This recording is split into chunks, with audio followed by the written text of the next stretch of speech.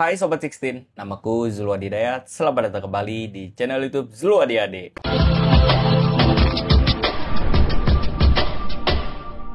Oke Sobat 16, pada video kali ini gua mau review nih guys nih, sebuah handphone keluaran baru dari Samsung Galaxy A07. By the way guys, di konten kali ini berbeda. Gua nggak bikin video di di studio biasa kita bikin konten. Ya, jadi gua bikin konten ini bisa dibilang ini atap rumah ya guys ya, karena ini paling atasnya dari rumah gua guys gitu. Nah, jadi ya kenapa gua nggak bikin di studio, karena istri gue dan anak gue lagi tidur. Gua nggak mau mengganggu waktu tidurnya, karena kebetulan gue juga lagi nggak ada konten. Kebetulan Samsung baru merilis, yaitu adalah Samsung Galaxy A07 cuy. Nah, gue penasaran nih guys, seri terbaru dari si Samsung ini. Oke guys, gak usah lama-lama, kita langsung aja untuk review. Kita bacain langsung spesifikasi dari handphonenya tersebut. Oke, let's go. Oke Sobat 16, jadi di sini udah ada Samsung Galaxy A07. Desain pertama gue ngeliat mirip banget sama iPhone guys. iPhone seri 16 ya guys. Karena kameranya ini loh mirip banget seriusan. Cuman kalau dari tampak depan sini beda sih sama si iPhone. Kalau iPhone kan dia ada nih yang kotak di sini. Gue lupa namanya. Island gitu lah, gue lupa namanya guys.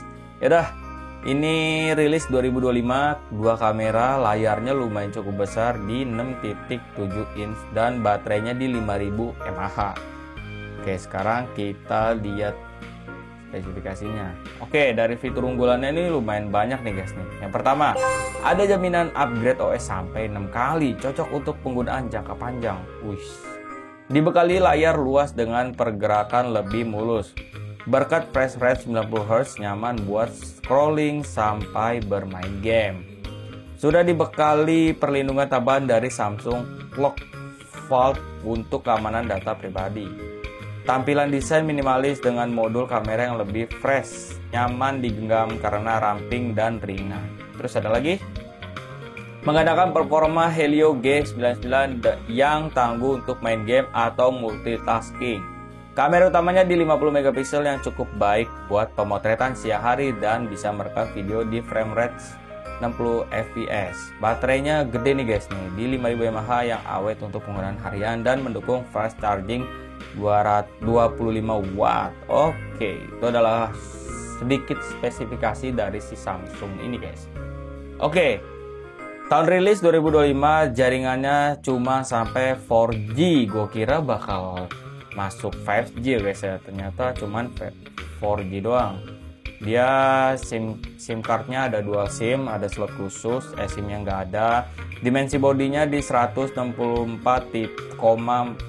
kali 77,4 kali 7,6 mm.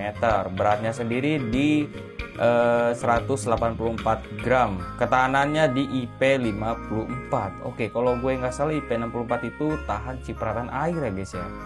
Terus fitur lainnya, bodi dari bahan glass fiber reinforced polymer, kedap debu dan tahan cipratan air dari sisi tertentu. Nah, gue bilang tadi guys, dia tahan cipratan air kalau IP54.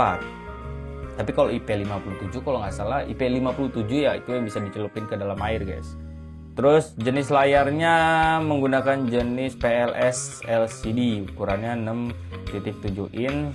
Refreshnya 90Hz, resolusi 720 kali 1600 pixel, rasio 20:9, kerapatan 267 ppi. Oke, terus fitur lainnya, rasio layar ke bodinya 83,8%. Terus dia menggunakan hardware chipset MediaTek Helio G99, CPU-nya octa-core, GPU-nya Mali G57MC2.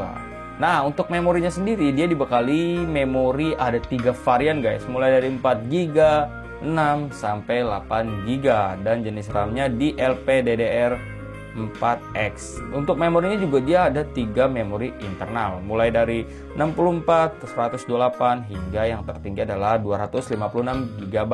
Jenis memorinya UFS 2.2 dan juga dia menyediakan memori eksternal, ada slot khususnya. Oke, nice. Lanjut, terus untuk kamera utamanya dia ada 2 kamera nih di bagian belakangnya, yaitu dengan resolusi 50 megapiksel dan 2 megapiksel. Untuk fiturnya ada PDAF, LED flash, dan digital zoom sampai 10 kali. Untuk rasio video resolusi videonya hingga 1080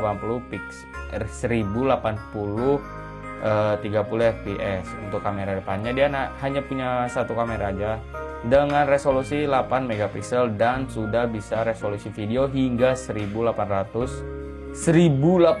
kok 1800 30 fps.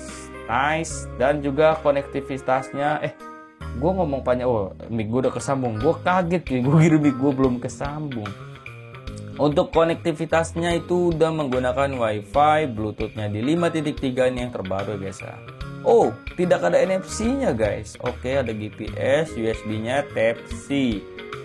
Dan ada beberapa jenis ada jenis baterainya. Dia menggunakan jenis baterai LiPo kapasitas 5000 mAh dengan pengisian 25 watt.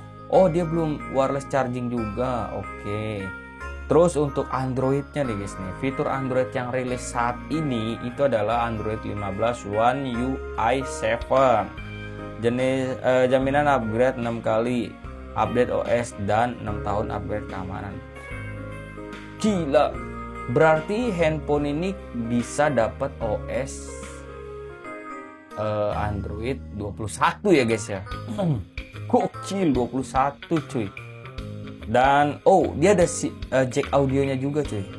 Biasa kalau handphone sekarang kan udah nggak pakai jack audio, termasuk handphone yang gue lagi record ini gue nggak pakai jack audio tapi udah langsung kesambung di USB Type-C cuy. Nah, warnanya sendiri ada 3 warna aja, warna green, light violet, dan warna hitam. Fitur lainnya Samsung ya yang tadi dan oke. Sekarang gue mau ngecek harganya nih guys nih dengan spesifikasi yang dibawakan dari si Samsung ini. Oke. Harganya di sini ada 4 harga, mulai dari RAM 4GB internal 64 di 1.400.000 dan di RAM 4GB internal 128 di 1.650.000. Nah, untuk yang di tengah-tengah nih, RAM 6GB internal 128 dia dibekali harga 1.950.000. Nah, untuk yang paling tingginya, paling mahal, dia 8GB. RAM-nya 8GB, internalnya di 156GB yang harganya itu 2.300.000. Oke, sekarang gue bicara soal desain guys. Gue udah lihat sih beberapa konten creator yang udah unboxing dari si Samsung ini, ya kan. Desainnya sebenarnya mirip banget sama seri-seri Samsung seri A yang lama ya guys ya. Gak jauh beda karena tetap ada tompelan di sini nih sedikit. Nah, yang membedakan cuma di bagian kamera ininya doang nih guys. Kalau gue pertama kali waktu ngelihat si Samsung ini, gue langsung ngelihat kayak bodi belakangnya mirip banget kayak iPhone 16 coy. Bagus sih, keren sih. Untuk dari si desainnya sendiri gue suka, nggak jelek-jelek banget, nggak jelek-jelek banget dan nggak bagus-bagus banget, tapi oke lah. Nah, tapi kalau untuk spesifikasinya sendiri, kalau gue bisa bilang sih, dengan harga yang tadi udah kita lihat, mulai dari yang termurah dan yang paling termahal, mungkin ada sedikit banyak kekurangannya juga sih, sedikit dan banyak, susah juga yang ngejelasin. Pokoknya gimana ya, nanggungnya kenapa? Karena kan tadi kalau kita lihat dia belum ada NFC-nya, terus belum support apa tadi tuh wireless charging juga, ya kan. Terus ada, jadi ya kurang-kurangnya seperti itulah. Cuman kalau untuk kayak dipakai jangka panjang, ini handphone lumayan cukup worth it dengan harga yang bisa dikategorikan murah guys. Karena kenapa?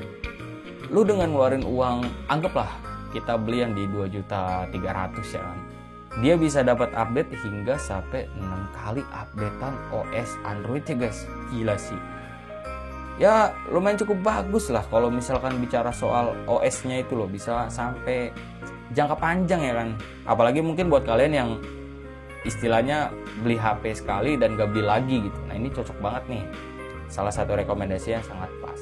Oke guys, itu aja untuk video gue hari ini. Buat kalian yang menyukai video gue hari ini, jangan lupa untuk klik like dan klik berlangganan di channel YouTube Zulu Ade. Oke guys, gue Zulu Ade. Pokoknya kalian tetap stay tune terus di channel YouTube Zulu Ade. See you next time guys. See you.